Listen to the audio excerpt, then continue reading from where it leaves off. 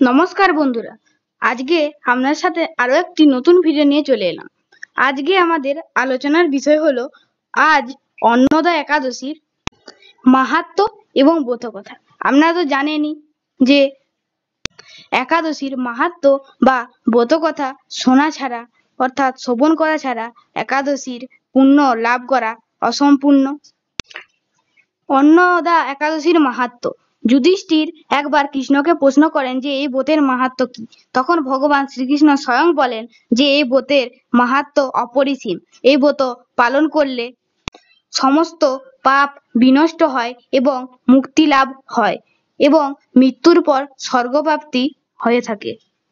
সমস্ত দুঃখ দূর হয় এবং সুখের মুখ দর্শন হয় এবং শ্রীকৃষ্ণের কৃপা লাভ করা সম্ভব হয় এই ব্রত পালন করলে।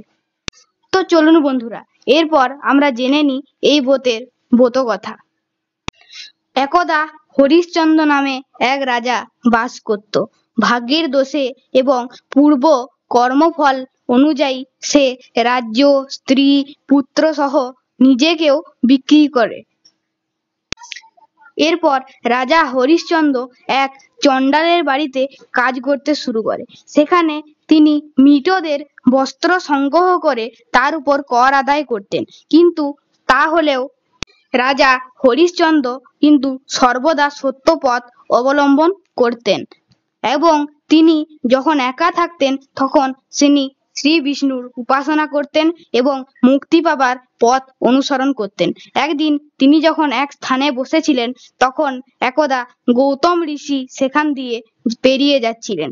তখন হরিশ্চন্দ্র গৌতম ঋষিকে প্রণাম জানান এবং তার সমস্ত দুঃখ, দুর্দশা, যন্ত্রণা ও মুক্তি পাবার কথা জিজ্ঞাসা করেন শ্রী গৌতম ঋষিকে।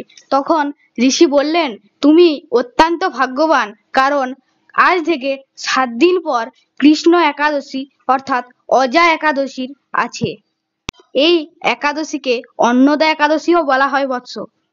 তুমি যদি এই দিন আচার ও ভক্তির সহিত এই ব্রত পালন করো তাহলে তোমার সমস্ত দুঃখ দূর হবে এবং তুমি পরিবারের কল্যাণ সাধন করতে পারবে।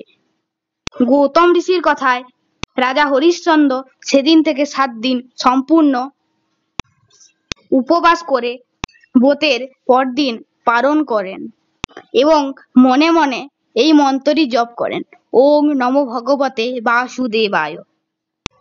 ফলে তিনি ভগবান বিষ্ণুর কৃপা লাভ করেন অথবা কৃপাধন্য হন।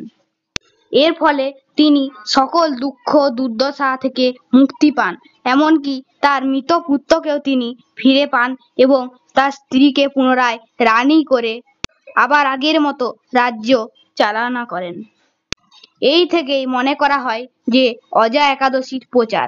কথিত আছে যে ব্যক্তি এই অজা একাদশী মাহাত্ম্য ও ব্রতকথা পাঠ করে বা শ্রবণ করে সে অশ্বমেধ যজ্ঞের সমান পুণ্য অর্জন করে অর্থাৎ লাভ করে।